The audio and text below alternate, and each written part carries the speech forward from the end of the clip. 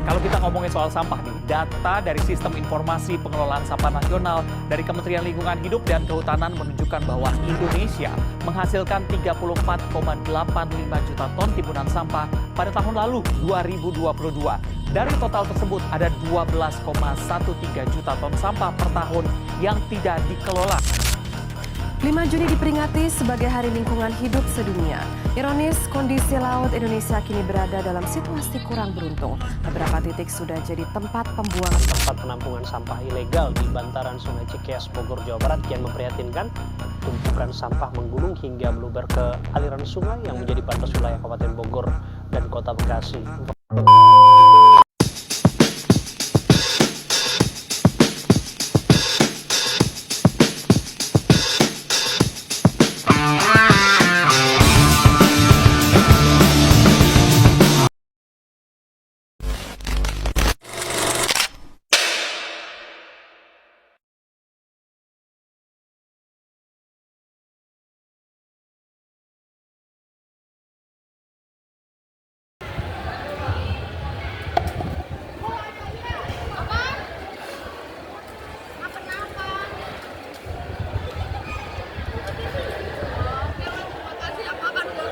Sebaiknya kita menggunakan tumbler.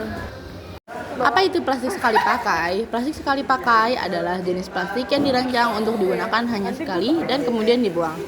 Barang-barang seperti botol plastik, sedotan, kantong plastik, dan peralatan makan plastik adalah contoh umum dari plastik sekali pakai.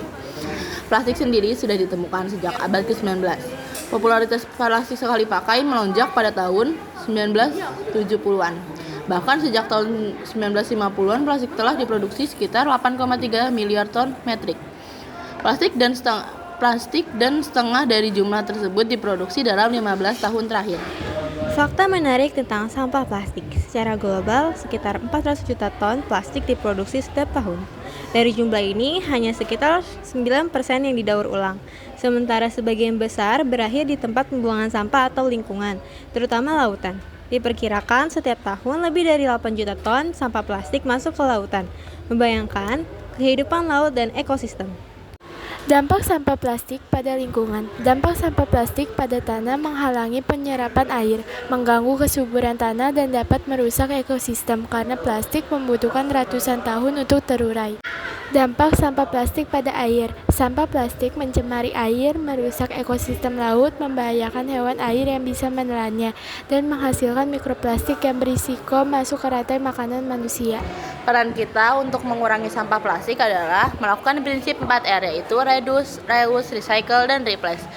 Reduce adalah mengurangi sampah plastik, yang artinya selalu berusaha mengurangi jumlah sampah yang ada di lingkungan. Yang kedua ada reuse. Reuse yaitu menggunakan kembali, yang berarti setiap individu mengusahakan diri untuk menggunakan kembali barang-barang yang masih bisa dipakai. Yang ketiga ada recycle atau mendaur ulang kembali, yaitu artinya mengelola kembali sampah agar menjadi barang yang bisa digunakan kembali.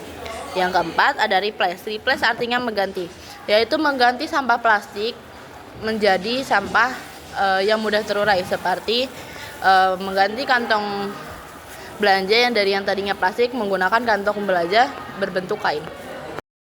Cara mengurangi penggunaan plastik. Yang pertama adalah gunakan tas belanja kain, dan yang kedua adalah pilih botol minum dan sedotan yang bisa digunakan kembali.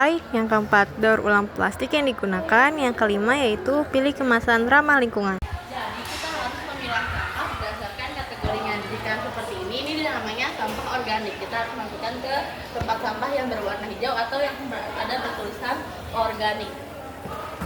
Jika bentukan sampahnya seperti ini yang disebut dengan sampah anorganik. Kita harus masukkan ke tempat sampah yang berwarna kuning atau yang ada bertulisannya anorganik.